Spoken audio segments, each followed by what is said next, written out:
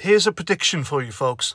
When Nicola Sturgeon, wee Jimmy Cranky up in Scotland, when her political aspirations completely fail, and they will, and when she falls, and she will, it'll be epic.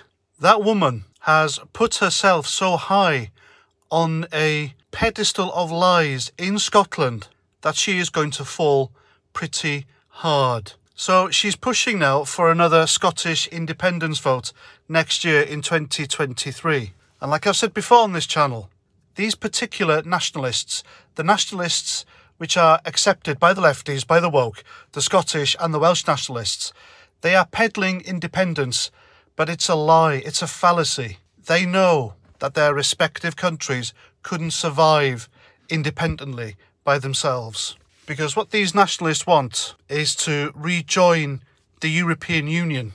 And they hope to achieve this by whipping up a romanticised historic hatred of English and Britishness. And when it comes down to it, it all boils down to hate.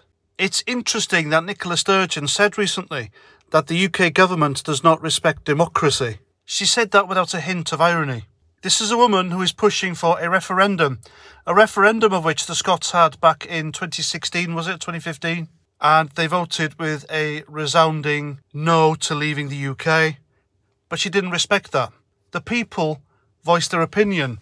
The people spoke. Now, if she respected democracy, she would have respected the Scots' voices of staying in the UK. But she doesn't, and she never will. I'm sure I don't need to remind you that this is the woman and the SNP, her party, who brought in recently draconian hate speech laws in order to curb the Scots' free speech. You can get arrested up there for saying anything under your own roof, in the privacy of your own home, and somebody gets offended by it. This is the woman whom the Scottish newspapers, the mainstream media, the biased press up there simply won't say a bad word about.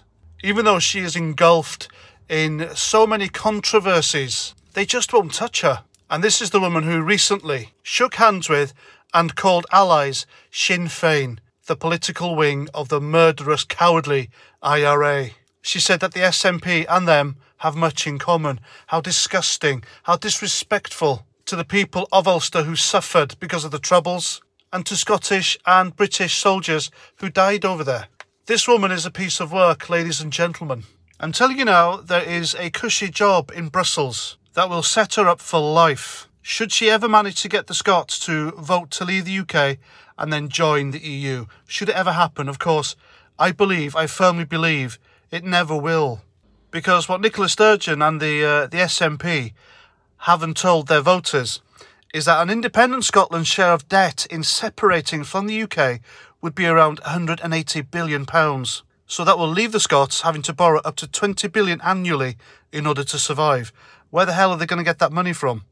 And what would happen as a result of this would be Scotland basically bankrupt, which will see them having to reduce pensions, benefits, and the country swimming in debt.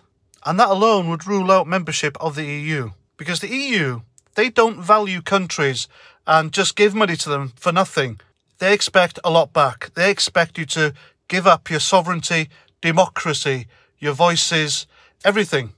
And simply because of the debt alone, the EU simply wouldn't accept them in. There is no way on earth Brussels pays anyone's debt.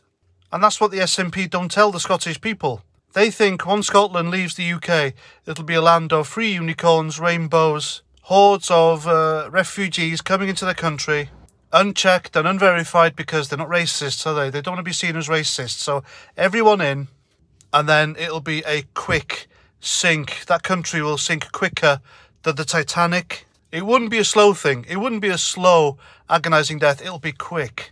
And then what will happen? You'll have an influx of Scottish people fed up of the EU bureaucracy, being told to bend over backwards to accommodate an invasive culture, which will dominate their own. And they'll just come over to the UK, the rest of the UK, England, and work here. That's the future of Scotland. But I think the best explanation given about what Nicola Sturgeon is doing up there was written by Neil Oliver on Twitter.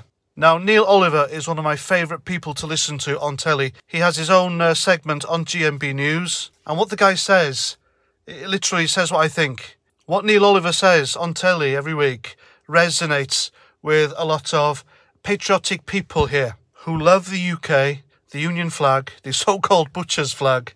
We, the people of the UK, who know we've been born into a good thing and we want to conserve what we have inherited here in Britain. So this is what Neil Oliver said on Twitter.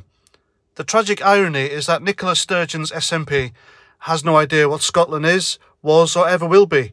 They are ignorant of history, insensitive to the people in all their variety, and so pursue a fantasy that by definition never will exist. Ignore them for goodness sake.